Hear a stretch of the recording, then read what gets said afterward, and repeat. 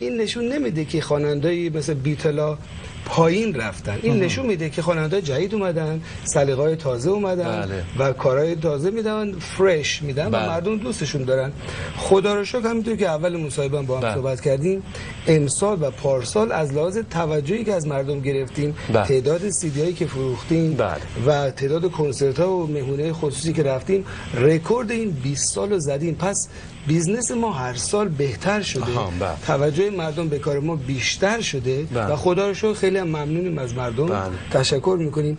ولی داریوش هم راست میگه، خب یه سری خواننده‌های جدید اومدن، مطرح شدن و به نظر میاد که اونا الان بهترن و پاپترن. حالا اون دیگه به سلیقه‌های مختلف مردم. خود داریوش میگه زیاد طرفدار اون آنچنانی نیست، پس در نتیجه نظر این نسبت به اونی که خیلی هاردکور فنه فرق میکنه و همه نوع آدما هستن و باید قبول کرد این آدما باید وجود داشته باشن. خب داریوش در ارتباط با همین کشور میزبان هم همینطوره. بسیار خواننده‌ها یه مسیر رو طی میکنن و هستن.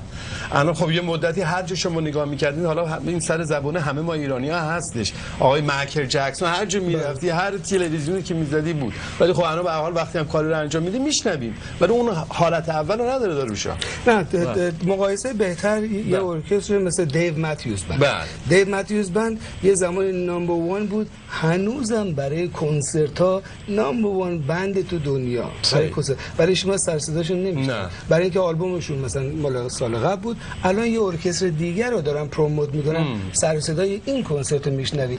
ولی طرفدارای دیو ماتیوس بند هنوز وقتی کنسرت میشه سولد اوتش میگن، نواراشو میخرن و سال دیگه که کار تازه میده دوباره اسمش مطرح میشه. نمیشه همیشه این اسم بیش 4 سال مطرح کاملا درست. ولی سوال خوب بود، مرسی که زنگ زدید. یه حرف دیگه هم داشت. داریوش تمام خطا روشنه. بفهمو شما. یعنی منظورم که بخوایم به دیگر دوستان من برسیم تو این وقت کم. آقای اندی شما آلبوم آخرتون چند تا ترک داشت؟ 16 تا. 15 تا. 16 تا. خب به نظر من، البته نظر من یه شنونده، بهتره که اینا 8 تا بشن یا 7 9 دیگه حد اکثر که یه نتیجه بهتری فکر کنم گرفته باشه. یعنی تو آلبوم بیشتر از 8 تا. الان اینطوری داریوشن تو این نوار داری؟ آره من خب از اینترنت همه میدن. خب میدونی روز اول که میاد همه از اینترنت راحت دسترسی دارن. یعنی نخریدی؟ بله نخریدی. میخریم خواننده‌های مورد حتما. حالا پس مال اندی رو دارم. مهم نیست، منظورم این نیست. نمیخوام بگم که از اینترنت مجانی گرفتی. یه اسبی رو یه نفر بهت هدیه میده، دیگه دندونا رو دیگه نمیشمارن دیگه. من از زندگی خودم میزنم، از بهترین تکنولوژی آمریکا استفاده میکنم، 2 برابر خرج میکنم و 1 برابر از مردم پول میگیرم. این بده یا خوبه؟ یعنی نواری که از من خریدی $12، نواری خواننده دیگه هم خریدی $12، اونا 6 تا هم گذاشتن، من 16 تا. این 16 تا رو 2 سال بهترین آهنگسازای ایرانی دنیا با بهترین تکنولوژی در بهترین استودیوهای دنیا ضبط کردن، هنوز با همون قیمت به مردم میفروشیم. این شکایت نداره دیگه. خب به نظر من یه شنونده که میاد 15 تا ترک رو توی آلبوم گوش میده گیج میشه. نه طرفدارای خوب گیج نمیشه. طرفدارایی که میخوان مجانی یه چیزی رو بشنون گیج بشن. من آقای داریوش این حقیقت دارم میگم، من از اینکه تعدادی در یک سی دی تعداد ترک ها بیشتر باشه بیشتر لذت میبرم. خودمو دارم میگم. من نه اصلا اون نیست. بیشتر لذت میبرین؟ بله بیشتر لذت نه اصلا شما بهترین آلبوم‌های دنیا رو بهش میگن دابل سی دی. از بهترین آلبوم‌های بروس پرینستین دابل داده، پینک فلوید دابل داده، بیتلا دابل دادن، U2 دابل داده. اینا ارکسترایی هستن که بهترین کارش رو در اون سال انجام دادن و به مردم میخوان حال بدن. برای اینکه هر آهنگی برای خودش $12,000 خرج. اگر اضافه میدن دارن به مردم حال میدن، به طرفداراشون دارن حال میدن. وگرنه خب راست میگه داریوش، میتونستیم نگه داریم یه $100,000 دیگه هم ازش در میوردیم.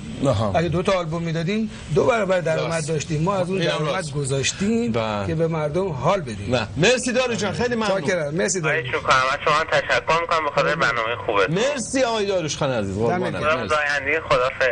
خدافظ. ولی به هر حال از سن 9 سالگی با تو ارتباط خیلی خوبه. ممنونم ازت. سلام به شما. سلام عرض کردم، خسته نباشید. مرسی، در خدمت آقای اندی هستیم. سلام عرض میکنم خدمت آقای اندی نازنین. حالش خوبه؟ من آقای اندی رو خودش شخصا دوست دارم، اما طرفدار صداش نیستم و نوارشون رو نمیخرم، ولی کپی هم نمیکنم. باریکلا. و خواهش میکنم که هر کسی طرفدار هر هنرمندی نوارشو بخره و کپی نکنه. دمت گرم. صحبت من با آقای اندی چون خیلی قشنگ صحبت کردم، من از ایشون چند تا سوال دارم به عنوان هنرمنده که پیشکسوت هستن. من میخوام ببینم آقای اندی نازنین، این لقب ها رو کی به این هنرمندا در خارج از کشور داده؟ مثلا پرنده آهنین بار یعنی چی؟ یعنی هواپیما؟ یا مثلا شاه ماهی هنر ایران؟ مگه هنرمنده ما ماهی هم که ایشون شاهشون باشه؟ من قولم این لقبا رو والا اینو بعد خانم اجازه بفرمایید من یه توضیح خدمتتون میدم.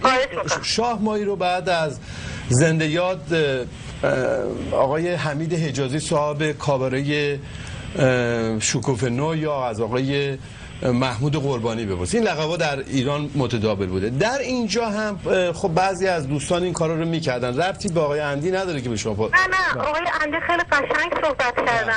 من میخوام ببینم به عنوان یک هنرمند وقتی مثلا با آقای مهرداد میگین صدای خورشید، صدای خورشید یعنی چی؟ شما صدای خورشید رو شنیدین؟ عرض میکنم که شما ایشون اعتراض نمیکنه به عنوان یک هنرمند. اجازه بدین شما من به خیلی چیزا آقای سپهبند اعتراضم به عنوان یک شنونده ایرانی. بله. من هنرمندا رو همش رو دوست دارم. همش رو. خود آقای اندی رو شخصا خیلی دوست دارم. موزیکش رو شاد خیلی رو خوشحال میکنه، طرفدار خودش رو داره، مخصوصا نرمنه رو. ایشون آدم موفقیه تو کارش و خیلی هنرمندای دیگه. ولی این دلیل نمیشه که اعتراض نکنن به اون لقب‌هایی که بهشون میدن یا مثلا میارن خواننده هایی رو، شاید حالا خود شما هم بگم میارین و ازشون چنان طرفداری میکنین، چنان ازشون تعریف میکنین که من به نظر من به شعور ما توهین میشه وقتی که خواننده داره واقعا خارج میخونه، خیلی بد میخونه، ولی چنان میارین ازش تعریف میکنین. خانم عزیز ببینید خانم شما ببینید من وقت گذاشتم که شما صحبت کنید. اگر شما موردی رو پیدا کردید که من منصور سپهبند در مورد یک کسی که صلاحیت خوندن نداره تعریف کردم، من از شما عذرخواهی میکنم. هرگز این کارو من نمیکنم و نکردم. در ارتباط با اون مسائل شعار دادنم اگه یادتون باشه این مسئله از ایران آغاز شد. فرض بفرمایید یه روزی خانم گوگوشو با یک قرارداد بیشتری فرض ببین بردن در یک کاباره دیگه، صاحب کاباره میگه آقا با یک گل بهار نمیشه. یکی از ضرب المثل است که ما استفاده کردیم و خیلی هم قشنگه. ولی از اینکه اینجا عنوانا رو میدن در ارتباط با آقای مهرداد، خانم گوگوش و دیگران نمیدونم پرنده ها، اون دیگه چیزی که اونایی که خودشون چیز کردن، ایشون در ارتباط با کار هنری در ارتباط با ایشون میتونید صحبت کنید. ببخشید تمام خطای دیگه هم روشنه، اگر اجازه میفرمایید که من به خطای دیگه هم بپردازم. خیلی ممنون. خب اجازه بدید این خطایی بعد من بگی اول پرسی بکن. من برای اینکه من طرفدار گوگوشم و مهردادم دوست منه، من دارم میگم راست میگی. باز برمیگردیم به اون اسبه که هدیه میدیم با دندوناشو میشماریم. اگر یه خواننده یه لحظه خانم ببخشید شما رو خط هستی یه لحظه خواهش می‌کنم. یه خواننده تمام زندگیشو میذاره، بهترین کاراشو میده، بهترین سالهای زندگیش هم میده، میخونه، مردم خوشحال میکنه، بعد یه نفر که در زندگیش نوارش هم نخریده یا اصلا طرفدارش نیست میاد میگه آقا مثلا چرا کچلوارت آبیه. من فکر میکنم کم لطفیه در مورد اون خواننده. حالا گوگوش که اصلا یکی از خدایان دنیاست، شاه ماهی هر چی اسمشو بذاری لیاقت داره، ولی من میفهمم، من خودم اهل لقب و این تو چیزا نیستم، ولی آیا میشه یه نفر زنگ بزنه یه 4 تا حرف قشنگ راجع به گوگوش بزنه بعد یه خوردم مثلا انتقاد بکنی؟ اگر میخواین زنگ بزنید راجع به خواننده دیگه انتقاد بکنید، 4 تا چیز خوب باید راجبش بگید. اگر نگفتین انتقادتون قبول نیست. حالا من از نظر اطلاع اون خانم عرض کنم که آقای افشین قطبی الان سرپرست سرمربی تیم پرسپولیس، اسم ایشون گذاشتن امپراتور، یا مثلا آقای علی پروین یکی از اسطوره‌های ورزش ما اسمشو گذاشتن سلطان.